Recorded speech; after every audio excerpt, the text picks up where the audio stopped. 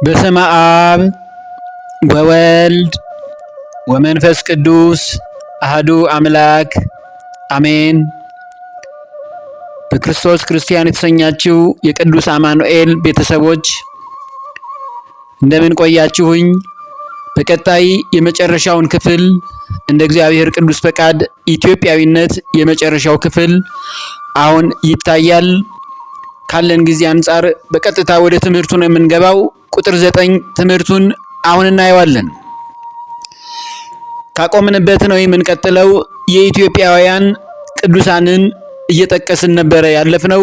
አንዲት ቅድስት ኢትዮጵያ ከምስራቅ እስከ ምዕራብ፣ ከሰሜን እስከ ደቡብ በአራቱም ማዕዘናት ከጫፍ እስከ ጫፍ በገዳማት የታጠረች ክብርት ሀገር ናት።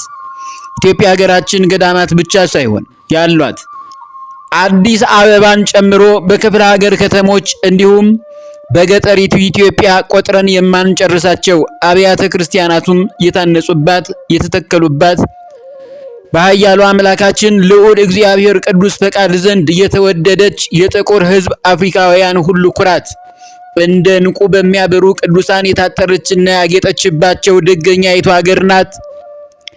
አሁን በዘረዘርናቸው ገዳማትና አድባራት ለምሳሌ ቅዱስ ያሬድ፣ አባ ጊዮርጊስ ዘጋስጫ ምስጋና፣ የአባ ኤፍሬም ውዳሴና ትርጓሜው፣ የአባ ሕርያቆስ ቅዳሴውና ትርጓሜው ዘወትር በገዳማት ላሉ መናንያን በቅዱስ ቤተ ክርስቲያናችን አገልጋዮች ዘንድ ቀንና ሌሊት በማሕሌት በሰዓታት በኪዳን ጸሎት በተአምረ ማርያም በረከት ዘወትር ክርስቲያኖች ልጆቿን የሚያገለግሉ ሊቃነ ጳጳሳት፣ ቆሞሳት፣ ኤጲስቆጶሳት፣ ቀሳውስት፣ ሊቃውንተ ቤተ ክርስቲያን ጭምር መርጌቶች፣ ደባትሩ፣ ዲያቆናቱ፣ አናጉንስጢሱ፣ መምህራኑ፣ ሰባኪያነ ወንጌል፣ የአብነት ተማሪዎች፣ የአብነት መምህራንን ጨምሮ በትውፊት ሲወርድ ሲዋረድ የመጣውን አምላካዊ ሕግና እውነተኛ ትምህርት ለትውልድ እያቀባበለች ቅድስት ቤተ ክርስቲያናችን እዚህ ደርሳለች።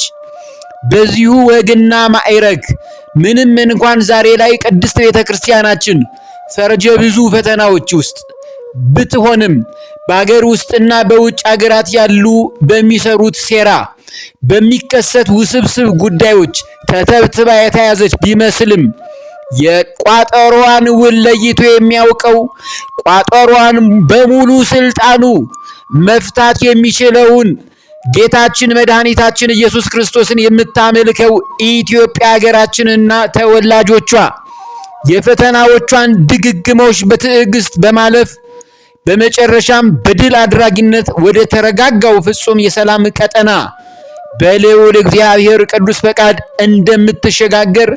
እንደምንሸጋገር ማይክሮ ሰከንድ ጥርጥር አይግባን።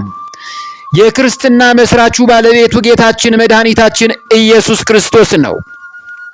ኢትዮጵያ ሀገራችንን በንግሥት ህንደኬ ዘመነ መንግስት በገንዘብ ሚኒስትሯ ኢትዮጵያዊው ጃንደረባ ሁለተኛው መልከ ጼዴቅ ስሙ ባኮስ የአዲስ ኪዳንን ትምህርትን በጥምቀት እንድንቀበል ሆነ። ይህም የኢትዮጵያ ክርስትና ተብሎ በ34 ዓመተ ምህረት ተመሰረተ። ይህን በማጠናከር በቅዱስ ፓትርያርክ ቅዱስ አትናቴዎስ አፈ ጉባኤነት በ318 የዓለም ሊቃውንት አማካኝነት በ325 ዓመተ ምህረት ኦርቶዶክስ የሚለውን ስም መጠሪያ ስም ሆነላት። ተዋህዶ የሚለውን ተጨማሪ በ431 ዓመተ ምህረት በአባ ቄርሎስ መሪነት 200 የዓለም ሊቃውንት ንስጥሮስን እንዲሁም አውግዘው ኦርቶዶክስ ተዋህዶ ሙሉ መጠሪያዋ ሆኖ እንድትጠራበት ተወሰነ። ይሄንን ነው ሁሉም ክርስቲያኖች በሌሎች ቤተ እምነት ያላችሁትም መረዳትና ማወቅ ያለባችሁ።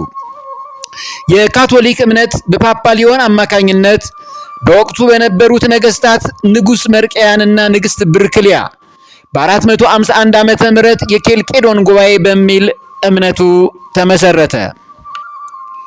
በስድስተኛው መቶ ክፍለ ዘመን የእስልምና እምነት 622 ዓመተ ምህረት ላይ በነብዩ መሐመድ አማካኝነት ተመሰረተ። በዚህ እምነት መሰረትነት ምክንያት የእስልምና እምነት ተከታዮች ባሉበት ስፍራ ተረጋግተው የመኖር እድል ስላልገጠማቸው በስደት ወደ ኢትዮጵያ ሀገራችን መጡ። በወቅቱ የነበሩት ንጉስ ንጉሥ አርማህ ይባላሉ። የእስልምና እምነት ወደ ኢትዮጵያ የገባው የተስፋፋው በ6ኛው 130 ዓመተ ምህረት ገደማ ነው። ኢትዮጵያ እንግዳ አክባሪ ሀገር የምትባለው አንዱ በሌሎች ቤተ እምነት ያሉ የእስልምናን እምነት አክብራ የተቀበለች ታላቅና ቅድስቲቱ አገር ናት። ይህንንም እራሳቸው በቁርአኑ ላይ ነብዩ መሐመድ ኢትዮጵያን ክብሯን በሚገባ ለተከታዮቻቸው ገልጠው አልፈዋል። በ16ኛው መቶ ክፍለ ዘመን እንዲሁ ዓመተ ምህረት በማርቲን ሉተር በ16ኛው መቶ ክፍለ ዘመን ደግሞ ማርቲን ሉተር የተባለ በእርሱ አማካኝነት የፕሮቴስታንት እምነት ተመሰረተ። ከዚሁ ጋር ሙሉ ወንጌል፣ መሰረተ ክርስቶስ፣ ቃለ ሕይወት ወዘተ ተመሰረተ። እንግዲህ በሀገራችን ኢትዮጵያ በእምነታችን የተለያየን ብንሆንም በአገር ልጅነት ግን በኢትዮጵያ ምድር በልዩነታችን በእምነት መቻቻል በማድረግ ሁሉንም እንደ ጸባዩ አቅፋና አስተባብራ የያዘች ብቸኛይቱ አፍሪካዊት አገር ቅድስት ኢትዮጵያ ሀገራችን ናት። አስቀድመን ስለ ገዳማትና ስለ ቅዱሳን ስናነሳ ኢትዮጵያ ሀገራችን የቅዱሳን መናኸሪያም ናት፣ የክርስቲያኖችም ደሴት ናት ተብላ ትጠራለች።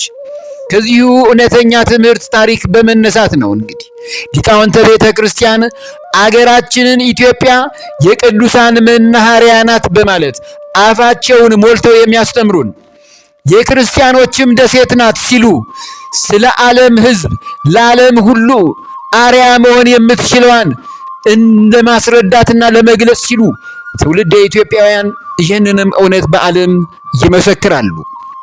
በአንድ ወቅት በ2004 ዓመተ ምህረት አጋማሽ ገደማ በኢቲቪ ወይም ኢቢሲ ዜና ማሰራጫ መስኮት ላይ በአንዳንድ አወያዮችና ሀሳብ አመንጫ አካላት ወገኖቻችን ዘንድ አስታውሰዋለሁ፣ እኔም ቁጭ ብዬ ስከታተለው ነበር።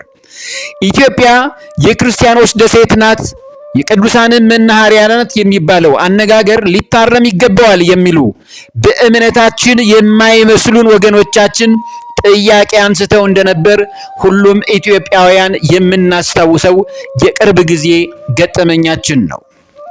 ዛሬም እንዲህ አይነቶች ጥያቄዎች በተደጋጋሚ የሚገጥሟችሁ ከሆነና ይህን ጥያቄ የሚጠይቋችሁ ከሆነ ኢትዮጵያውያን ሁላችሁም ክርስቲያኖች በድፍረትና በልበ ሙሉነት ፍጹም ትህትና በተሞላበት በመንፈስ ቅዱስ መሪነት አዎን ኢትዮጵያ ሀገራችን የክርስቲያኖች ደሴት ናት፣ አዎን ኢትዮጵያ ሀገራችን የቅዱሳን መናኸሪያ ናት በማለት መልሱላቸው።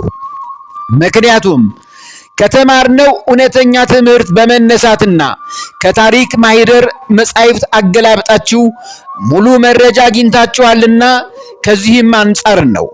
ከሁሉ በላይ ግን በእግዚአብሔር ክርስቶስ አስተማሪነት ተምራችኋልና እግዚአብሔርን አመስግኑት፣ ምስክርነታችሁንም በግልጽ ተናገሩ፣ የሚያሳፍር ታሪክ የለንምና ነው።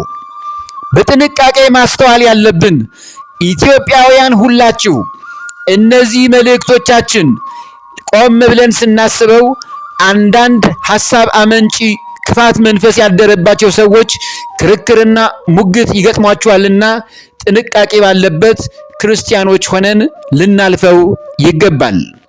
ማስተዋል ያለባችሁ ዋናው መልእክቴ ኢትዮጵያን የሌሎች ኢትዮጵያዊ የሆኑ የተለያዩ ቤተ እምነት አማኞች መኖሪያ አይደለችም እያልን እንዳልሆነ ልብ ያለው ሰው ሁሉ በእውነት በዚህ ትምህርታችን ልብ ይበለው።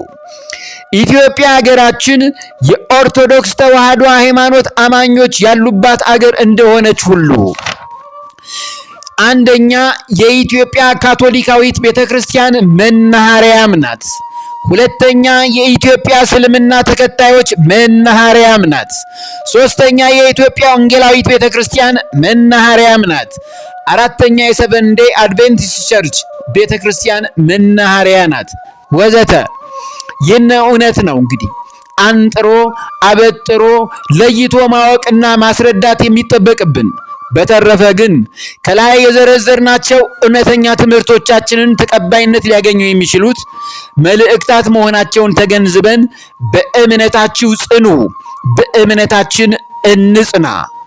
የዛሬዎቹም ትውልደ ኢትዮጵያውያን በጥንቃቄ መረዳት ያለባችሁ ነገር ከላይ በጠቀስናቸው በተለያዩ ገዳማት ውስጥ ዛሬም ድረስ እኛም ማናያቸው እነርሱ ግን የሚያዩን የተሰወሩ ብዙ ቅዱሳን፣ በርካታ ቅዱሳት እንስት፣ መነኮሳት፣ መነኮሳያት፣ ገዳማውያን፣ ገዳማውያት፣ ባህታውያንን ጨምሮ መራራ ቅጠል እየበሉ ስለ ውድ አገራቸው ኢትዮጵያ፣ ስለ ዓለም ሕዝብ ሰላምና አንድነት፣ ስለ ዓለም ሕዝብ በሰላምና በጤና መኖር፣ ይልቁንም ስለ ነገስታት አለቆችና መሳፍንት፣ ስለ ሀገር መሪዎች፣ ስለ ክፉዎቹም ስለ ደጋጎቹም፣ ስለ ዓለም ሕዝብ በአጠቃላይ በፍቅርና በሰላም እንዲኖሩ ሌት ተቀን በጸሎታቸው ወደ እግዚአብሔር የሚማጸኑልን ብዙ ቅዱሳን እንዳሉ ከወዲሁ ተረድተን ለገዳማትና ለአብያተ ክርስቲያናት ከእስካሁኑ በበለጠ በተለየ መልኩ ለቅርሶቻችን፣ ለእኛነታችን መጋለጫዎቻችን ክብር ልንሰጣቸውና ልንክብካቤን ጥበቃን ጭምር ልናደርግላቸው ይገባናል ለማለት ነው። ዋናው የትምህርታችን ርዕስ ጭብጥ መልእክት ኢትዮጵያዊነት በሚል የተዘጋጀው ዋናው መልእክቱ ይሄንን አደራ ለመስጠት ነው። ስለዚህም ቅድስት ኢትዮጵያ ሀገራችን ከተለያዩ ፈተናዎቿ ለምሳሌ ከዘረኝነት፣ ከመለያየት፣ ከድህነት፣ ከረሃብ፣ ከስደት ስቃይና ከእርስ በርስ ጦርነት እንድትጠበቅ በተጨማሪ ከውጭ ሀገራት ወራሪ ኃይሎች ሁሉ ዳር ድንበሯ ታፍራና ተከብራ ፍጹም የሆነ ሰላሟ ተመልሶላት ከላይ አስቀድመን ባነሳናቸው ቅዱሳን ሰማዕታት ጸሎት፣ በደጋጉ ነገስታት ልመናቸው፣ በአብያተ ክርስቲያናቱና በገዳማቱ በታቦታቱ ተባርካና ተቀድሳ ለዘላለም እንደምትኖር ፈጽሞ በልቦናችን ውስጥ ጥርጥር አይግባን። ይሄ ነው። ከአንዲት ኢትዮጵያ ብራክ የወጣችሁ ትውልደ ኢትዮጵያውያን ሁላችሁም የሌሎች ቤተ እምነት የሆናችሁና በዜግነታችሁ ኢትዮጵያውያን የሆናችሁትንም ጨምሮ ሰው መሆን ብቻ የሚበቃን የብሔር ብሔረሰቦች እኩልነትና መከባበራቸው መተሳሰባቸው ጸንቶላችሁ በአረንጓዴ ቢጫ ቀይ ሰንደቅ ዓላማዋም ደምቃችሁ እስከ ምጽአተ ኢየሱስ ክርስቶስ ፍርድ ቀን ድረስ ለዘላለም ትኖራላችሁ፣ እንኖራለን። በዚህም ዜና ብስራት ደስ ይበላችሁ። አሜን። ደስ ይበለን። እግዚአብሔር ስለ እውነተኛ ትምህርቱና መልእክቱ ይመስገን። አሜን። ይሄ ነው።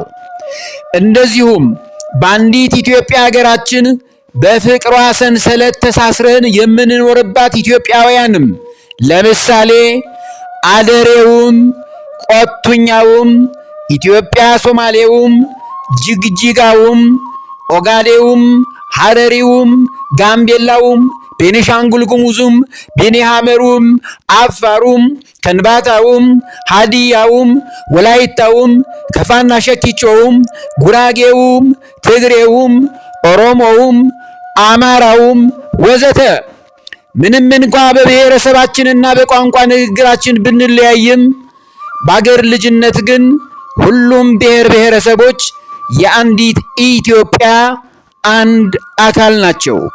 ኢትዮጵያውያን የሆኑ ሁሉም ብሔር ብሔረሰቦች በአረንጓዴ ቢጫ ቀይ ሰንደቅ ዓላማዋም ቢሆን በፍቅሯ በክብሯ ያጌጡ ያማሩ የተዋቡ የተሳሰሩና ያሸበረቁ ናቸው።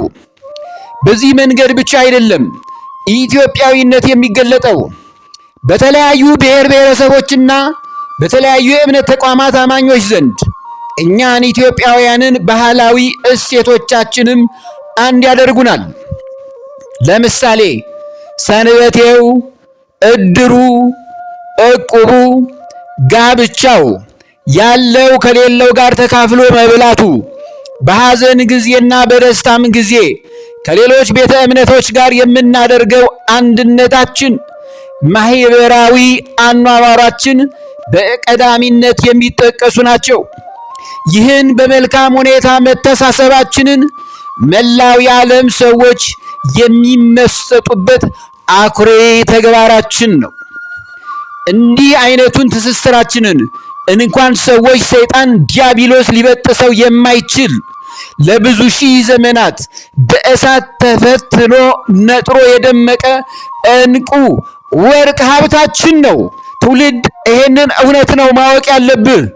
ኢትዮጵያውያን አስቀድመን እንደተረዳ ነው ኢትዮጵያዊነት ማለት ይህና ይህን የመሰለው እውነተኛ ትምህርት ነው። እናስተውል። ኢትዮጵያዊነት የመጨረሻው ትምህርታችን በዚህ ተፈጸመ።